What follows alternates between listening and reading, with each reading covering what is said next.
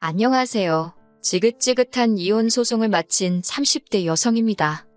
남편과는 학교 선후배 사이였어요. 남편은 저보다 3살 많은 복학생 선배였는데 처음부터 저에게 무척 적극적으로 다가왔어요. 솔직히 저는 그때만 하더라도 남편의 관심과 애정 표현이 부담스러웠는데 어떻게 거절해야 할지 모르겠더라고요. 게다가 주변에서들 제가 남편과 사귀는 것처럼 분위기를 몰아간 덕분에 싫다는 소리를 하기가 더더욱 어려워졌었고요. 그렇게 얼떨결에 사귀게 되었다가 졸업을 하면서 헤어졌습니다. 헤어졌던 남편과 다시 만나게 된 건 30이 넘어서였어요. 아는 선배의 모임에 갔는데 그 자리에 남편도 나왔더라고요. 어색하고 불편해서 먼저 자리를 뜨려 했는데 남편이 먼저 그동안 어떻게 지냈냐며 말을 걸어왔습니다. 그리고 한 번만 더 다시 만나자고 예골복걸 매달리더라고요. 그 무렵 제가 개인적으로 힘든 일이 있기도 했고 그래서인지 결국 남편에게 다시 마음을 열고 많이 의지를 했던 것 같아요. 그렇게 남편과 인연을 다시 만나고 양가의 허락 아래 결혼까지 하게 되었습니다.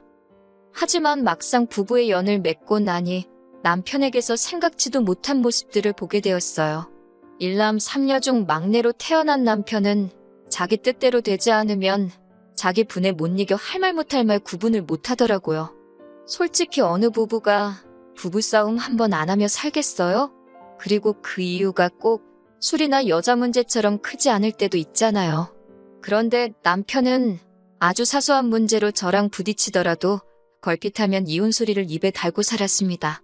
노력하자, 잘해보자가 아니라 이럴 거면 이혼하자, 갈라서자, 나가라.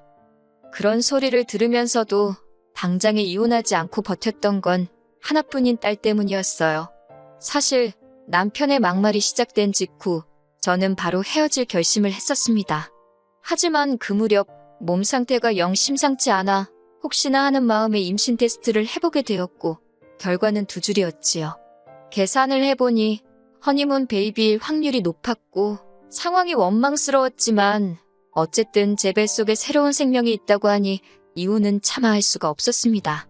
그때만 하더라도 다니던 회사도 관뒀지 혼자서 어떻게 아이를 키울 수 있을지 감히 엄두가 나지 않았거든요.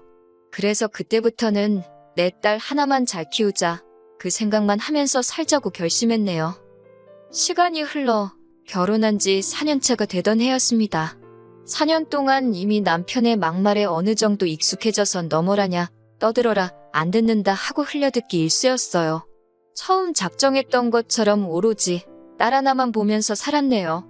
그런 와중 너무나 건강하시고 정정하셔서 90까지도 거뜬히 사시겠구나 싶었던 아버님이 하루아침에 쓰러지시더니 일주일을 버티지 못하시고 돌아가셨습니다. 문제는 장례식을 마치자 어머님께서 대뜸 당신은 제사 안 지낸다고 하시더라고요. 원래도 제사가 없던 집이라서 솔직히 저는 이상할 게 없다고 생각했어요. 그런데 순식간에 집안은 발칵 뒤집어졌습니다. 결혼할 때도 들은 바가 없어 전혀 몰랐는데 알고 보니 돌아가신 아버님과 어머님은 재혼한 사이셨더라고요. 재혼해서 같이 산 세월은 10년 남짓이었고 아무튼 제사를 지내지 않겠다는 어머님의 말에 신우들이 개거품을 물더라고요. 불쌍한 자기들 아버지 제사밥도 못 얻어먹는 거냐며 얼마 전까지 어머님이라 부르던 사람한테 박 여사님, 아줌마, 별의별 호칭으로 갈아내려 부르더라고요. 며느리였지만 그래도 제 3자로서 봤을 땐 솔직히 신우들이 이상해 보였어요. 그렇게 돌아가신 아버님이 불쌍하면 지들 중 한 명이 총대 메고 제사 올리면 되는 거 아닌가 싶어서요. 살아생전 점잖으신 아버님이 어디선가 이 꼴을 보시면 뭔 소리를 하시겠나. 돌아가신 분도 편치 않겠다. 그런 생각도 들었고 아무튼 머리채만 안 잡았지 개싸움도 저런 개싸움이 없다 싶었지요. 그런데 대뜸 다음 날인가 그 다음 날인가 남편이 의기양양하게 집에 들어오더니 이제부터 제사는 지가 지낸답니다. 어이가 없었지요. 지가 무슨 수로 제사를 지내겠어요? 어떻게 하는지 두고 보자 싶어서 제사 전날까지도 모른 채 했습니다. 그런데 남편이 저희 친정어머니께 전화를 했던 모양이에요. 친정어머니께서 저더러 그래도 며느리 도리한다 생각하고 제사는 올리랍니다. 덕을 쌓는다 생각하라나요. 생각지도 못한 전화를 친정어머니께 받고 나니 너무 속상하더라고요.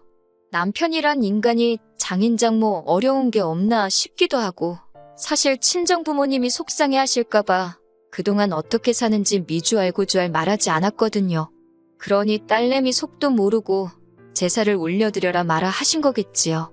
어쩔 수 없이 딱 이번만이다 생각하고 그렇게 아버님이 돌아가신 지 한 달 만에 제사를 지내게 되었습니다. 하지만 몇 시까지 오겠다며 호언장담하던 신우 셋이 다 같이 짝이라도 한 듯 제가 음식 준비를 다 하고 나서야 도착하더라고요. 피곤하고 짜증도 나고 제사 지내고 가시라 하고 저는 그냥 방에 들어와 버렸어요. 그리고 얼마나의 시간이 흘렀나 살짝 잠이 들었는데 큰 신우가 저를 깨우더라고요. 자기들 이제 집에 간다면서요. 당연히 제사상이고 뭐고 치워진 거 하나도 없었고 어지럽혀진 집안을 보고 머리가 아파왔지만 그래도 정리를 하고 가라 마라 뭐 그런 소리도 안 했습니다. 그런데 둘째 신우가 부엌에서 부시럭거리고 있어 들여다보니 제가 한 음식을 챙기고 있더라고요. 제가 지금 뭐 하시냐 하니 이거 어차피 두고 가봤자 저랑 남편 둘이서 다 먹지도 못하지 않냐며 음식 남기면 벌 받는다고 자기가 가져간답니다. 제가 됐다고 벌 받아도 제가 받는다고 음식에 손 떼지 말라 했어요. 가뜩이나 그 음식 혼자 다 하느라 죽는 줄 알았는데 내가 미쳤다고 그걸 퍼주기까지 하나 싶었으니까요. 둘째 신우가 저더러 치사하답니다. 저는 신우더러 일도 안 하고 남의 것 가져가려는 그 심보도 참 고약하네요. 그러고 사부쳤어요. 그러자 큰 신우랑 막내 신우까지 나서서는 어디 윗사람한테 그러고 덤비냐입니다. 그걸 아는 분들이 어머님께 그리 덤볐냐니까 저더러 집안일에 끼어들지 말래요. 그래서 저도 그럴 생각이라고 확실히 선 그어줘서 고맙다 했네요. 그러자 남편이 아주 생난리를 쳐댔어요. 어디 신우들 어려운 줄 모르고 하고 싶은 말 다 하고 사냐고요. 내가 지금 누구 제사 지내다 이 욕을 보고 있는데 그런 생각을 하니까 예전과 달리 분노라고 해야 하나요? 삭혀지지가 않는 거예요. 그런데 남편이 먼저 저더러 이혼하자입니다. 시댁 식구들 알기를 우습게 아는 여자는 자기 마누라 할 자격이 없다나요? 자기는 누이들하고 살 테니 저더러 혼자 잘 먹고 잘 살라고요. 그때 신우들 표정은 가관이었어요. 갑자기 다 큰 남동생이 당장이라도 자기들한테 들러붙을 것 같았는지 아주 아연실색을 하더라고요. 남편은 못 본 것 같았지만 막내 신우가 저더러 빨리 미안하다고 하랍니다. 막 뒤에서 열심히 저한테 꼴 같지 않은 사인을 보내던데 저는 보란듯이 그래 이혼하자 그랬습니다. 아주 담담하게 이혼하는 게 좋겠다고 했어요. 그러자 이번만큼은 남편도 약간 주춤하는 기세를 보이대요. 그리고 이튿날 남편이 집을 나갔습니다. 처음엔 평소처럼 출근한 줄 알았는데 퇴근할 시간이 지나도록 집에 안 오더라고요.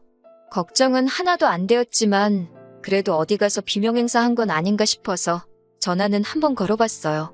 그랬더니 또 그건 받더군요. 한다는 소리가 자기 기분 풀릴 때까지 안 들어갈 거랍니다. 생활비도 안 줄 거라고 그래요. 어이가 없어서 그냥 빨리 협의 이혼하고 깔끔하게 갈라서 자니까 그건 싫다면서 자기 없는 동안 제가 뭘 잘못했는지 반성하랍니다. 어이가 없어서 전화기에 대고 신나게 웃은 다음에 제발 집에 들어오지 말라고 했어요.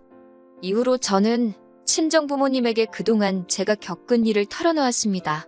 전에는 그래도 시집간 맏딸이 부모님 걱정시키는 건 자식된 도리가 아니다 싶어서 어지간한 일은 말씀드리지 않았거든요. 부모님께선 제 이야기를 들으시곤 말 그대로 당신들 가슴을 내리치셨습니다. 앞으로 어쩔 거냐고 물어보시길래 일단 직장을 알아볼 생각이라 했어요. 남편인지 뭔지 그 작자가 언제 집구석에 기어들어올지도 모르겠지만 더 이상 그 인간 돈 한 푼도 쓰기 싫다고요. 이후로 친정의 아이를 맡기고 저는 회사를 다니기 시작했습니다. 사실 저희 딸이 10달을 채우지 못하고 8개월 만에 세상 구경을 했어요. 그렇다 보니 처음부터 돈이 좀 많이 들어가게 되었는데 남편 벌이가 괜찮았거든요. 저한테 좋은 남편은 아니었지만 아이한테는 경제적으로 좋은 아빠였지요. 그래서 솔직히 치사하고 더러울 때도 있었지만 그래도 돈 타서 쓰는 죄다 생각하고 어거지로 참고 살은 거예요.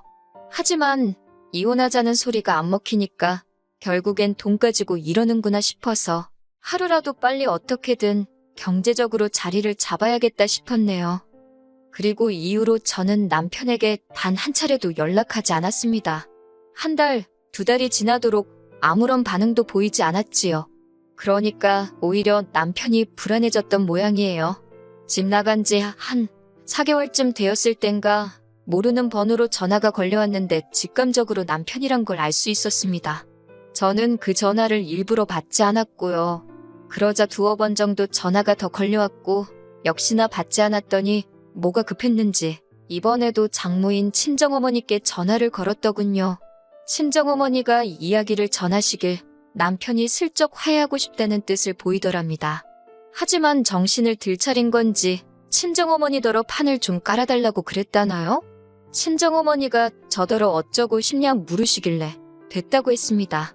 남편 목소리 안 듣고 사니 살 것 같고 얼굴을 안 보고 사니 속이 다 후련하다고 이혼이나 마무리 짓게 집에 들어오란다고 전해달라 했지요. 그리고 며칠 뒤 남편이 집에 들어왔습니다. 한다는 소리가 이혼해 줄 테니까 저더러 애를 포기하라대요. 그럼 그렇지. 이 치사한 인간이 쉽게 저를 놔주지 않을 거라 생각은 했지만 그래도 지 자식을 가지고 이럴 줄은 몰랐어요. 이제껏 아이 하나만 보고 버텨왔기에 제 속은 말이 아니었습니다만 알겠다 했습니다. 당신이 그렇게 우리 애를 사랑하는지 전에는 내가 몰랐다고 앞으로 잘 키워달라고 했어요.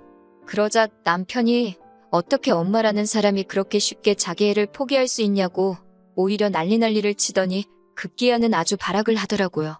못 준다고 할 땐 언제고 가지라니까 난리냐고 저도 악을 썼어요. 마치 우리 애가 짐짝 취급을 받는 것 같아서 제 속은 타들어갔지만 이렇게라도 하지 않으면 결국 또 남편한테 끌려다니겠구나 싶어 어쩔 도리가 없었습니다. 한바탕 전쟁을 치르고 나서 신우 셋한테 연락을 받았어요. 특히 큰 신우는 할 이야기 없다는 저를 붙들고는 자기한테 한번 털어놔보라며 들어주려는 척을 하더라고요. 에라 모르겠다는 심정으로 결혼 직후부터 남편이 보인 행동들과 막말들을 다 이야기했습니다. 그러자 신우가 한다는 말이 그건 다 제 오해래요. 아무래도 남편이 막내다 보니 조금 떼쓰는 경향이 있는데 저한테는 오빠다 보니 어떻게 떼를 써야 할지 몰라서 그렇게 말이 먼저 나간 걸 거라는 말도 안 되는 변명을 늘어놓더라고요. 그러면서 한다는 소리가 술 문제도 여자 문제도 아니고 그렇다고 돈을 못 벌어오는 것도 아닌데 저더러 참고 살랍니다. 원래 부부관계라는 게 한쪽이 참아주고 받아주고 그러면서 버티는 거라나 어쩐다나 그런 소리를 듣고 있으니 내가 뭘 바란 건가 싶더라고요. 어차피 팔은 안으로 굽는 걸 알면서 협의 이혼으로 진행하고 싶었지만 숙려기간에 남편이 마음이라도 바꾸면 전부 백지화 된답니다. 그 소리를 듣고는 바로 소송으로 마음을 굳혔어요. 변덕스럽고 찌질한 인간이 분명히 한다 했다 안 한다 했다 왔다리 갔다리 할 게 불보듯 뻔해서요. 그제서야 남편은 위자료까지 뺏기게 생겼다 싶어서인지 제 앞에서 싹싹 빌었습니다. 두 번 다시는 이혼의 이응자도 입에 담지 않겠다며 저 없으면 못 산다나요. 그런 남편에게 나는 당신이 없어야 산다고 사부쳤습니다. 그리고 그동안 이혼하자 소리 입에 달고 산 거, 생활비랑 얘 가지고 협박한 거 그런 게 다 증거로 인정을 받아서 제가 이기면서 이혼 소송이 마무리되었습니다. 여기 이렇게 짧게 적어서 그렇지 솔직히 1년이나 걸렸어요. 아, 양육권도 제가 가지고 왔습니다. 물론 애아빠다 보니 어쩔 수 없이 한 달에 한두 번은 애를 보여주기 위해 만날 수밖에 없지만요. 원래는 이혼하기까지의 과정에서 본의 아니게 친정부모님께서 고생을 하게 만들었었지요. 아이 데리고 집 나와 사는 동안 제가 일 나가고 부모님이 아이를 케어해 주셨거든요. 그런데 이제는 이혼도 했고 양육비도 남편한테 꼬박꼬박 받게 되었으니 부모님 집에서 나오게 되었고 지금은 아이랑 둘이서 지내고 있습니다. 남편과 이혼하게 된 걸 누구 탓을 할 순 없지만 그걸 가지고 저희 부모님이 고생하실 필요도 없다고 생각하거든요. 신혼 때부터 걸핏하면 이혼 노래를 부르던 남편은 막상 이혼하고 나니 정신 차렸나 봅니다. 돈 잘 벌면 뭐합니까? 아버님 돌아가시자마자 어머님은 핏줄도 아닌 자식들과는 진작에 연을 끊었으니 막상 혼자 살게 되니 밥이고 집안일이고 다 자기가 하게 되었으니 불편해서 저러는 게 분명하다는 생각이 들더군요.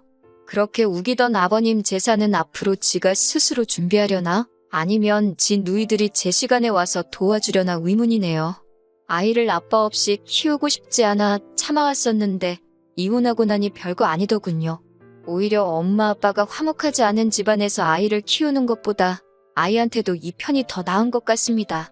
애 때문에 참고 살아가기엔 제 남은 인생이 너무 아깝잖아요? 얼마 전에 온 남편의 정신 차렸고 앞으로 좋은 아빠, 좋은 남편이 되겠다는 연락을 마지막으로 남편의 전화번호를 차단했습니다. 친정 부모님은 좋은 사람 만나서 때가 되면 재혼을 하라는데 사실 엄두도 안 나네요.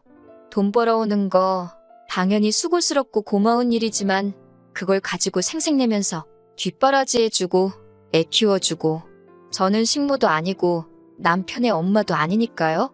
돈 잘 벌면 결혼 상대보다 집에서 일해주는 사람을 구해야지요. 아무튼 결과적으로 그럭저럭 저는 잘 지내고 있습니다. 이혼은 분명 쉽지 않은 결정이었지만 후회 없는 선택이었어요.